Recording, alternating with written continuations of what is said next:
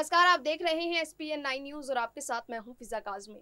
दिल्ली के मंगोलपुरी में जो घटना हुई उसने कई सवाल खड़े कर दिए हैं। रिंकू शर्मा की हत्या के बाद से इस मामले पर सियासत भी गर्मा गई है। रिंकू के परिवार में भी खौफ का माहौल देखने को मिल रहा है, जिसके बाद से इस घटना पर कई सवाल खड़े हो गए हैं। इस पूरी घटना पर पीड़ित परिवार का आरोप है कि उसकी हत्या धार्मिक कारणों से की गई है। दूसरे समुदाय के लोगों का कहना है कि उसकी हत्या इसलिए कर दी गई कि वो जय श्री राम के नारे लगाता था, लेकिन आरोपी के परिवार वालों ने इन आरोपों को सिरे से नकार दिया है। इसी कड़ी में आरोपी की पत्नी ने इस घटना पर कई बड़े खुलासे किए हैं। क्या है पूरा मामला, इस रिपोर्ट में देखिए। मंगोलपुरी में हुई घटना के बाद अपने रिश्तेदार के घर रह रही आरोपी नसरुद्दीन की पत्नी शमा का कहना है कि मुझे नहीं पता कि रिंकू के परिवार वाले धार्मिक वजहों से क्यों हत्या करने की बात कह रहे हैं।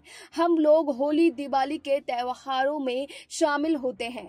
हाल ही में हनुमान चालीसा के दौरान बांटे जाने वाले प्रसाद को भी लेते हैं। हम लोग कई सालों से यहाँ रह रहे हैं और अभी तक धर्म को लेकर हमारा किसी से कोई झगड़ा या मतभेद नहीं हुआ है।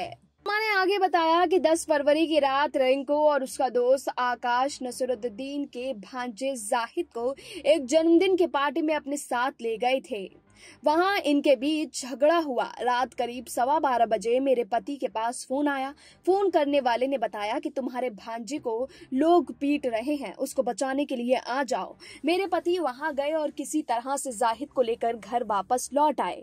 मारपीट करने वाले लड़के भी पीछे से आ गए और गाली गलौज करने लगे। शमा का आरोप है कि जब उसके पति रिंकू के घर के सामने से गली के बाहर निकल रहे थे, तभी रिंकू घर से चाकू लेकर निकला और इसी दौरान चाकू रिंकू को लग गया। रिंकू के पिता ने उसके पति के सर पर डंडा मारा, जिससे उसके सर में चोट लगी। वहीं इस्लाम की पत्नी नजमा ने बताया कि उसका घर दूसरी गली में है। 10 फरवरी की रात वो पति के साथ घर पर थी, तभी किसी ने फोन कर पति को झगड़े की जानकारी दी। इसके बाद इस्लाम घर से निकलकर वहां पहुंचे और इसके बाद क्या हुआ ये उसे नहीं पता।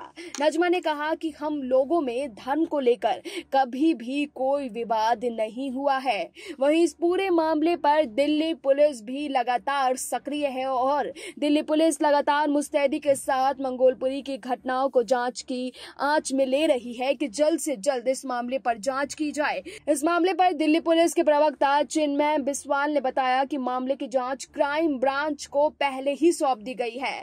दोनों पक्षों चश्मदीदों के बयान और मौके से मिले साक्ष्यों के आधार पर दिल्ली पुलिस जांच करेगी। पुलिस जल्द ही हत्या के कारणों का खुलासा भी करेगी।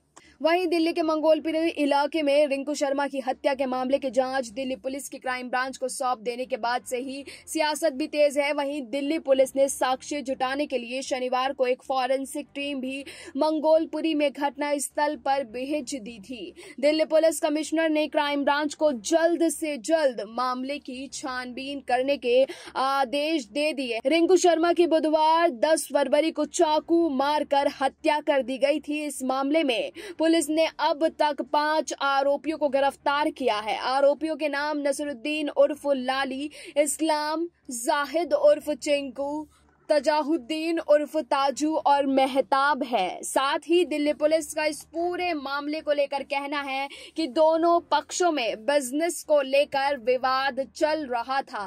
दिल्ली पुलिस के प्रवक्ता चिन्मय बिस्वाल इस पहले ही मामले को साफ कर चुके हैं। उन्होंने बताया है कि शुरुआती जांच में पता चल गया है कि रिंकू और आरोपियों के बीच एक पुराने होटल और बिजनेस बंद होने को लेकर जन्मदिन पार्टी में झगड़ा हुआ था।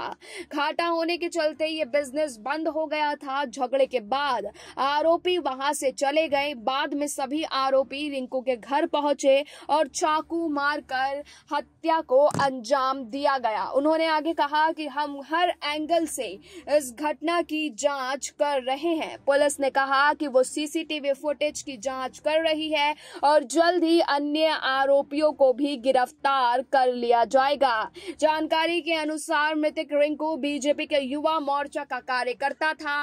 रिंकू के परिवार के लोगों के अनुसार काफी समय से पड़ोस में रहने वाले नसरुद्दीन नाम के युवक से धार्मिक टिप्पणियों को लेकर विवाद होता आ रहा था, जिसको लेकर दोनों परिवारों के बीच भी आपसी मतभेद रहते थे। परिवार का आरोप है कि रिंकू की हत्या इसलिए की गई है क्योंकि वो इलाके में जय श्री राम के नारे लगाता था।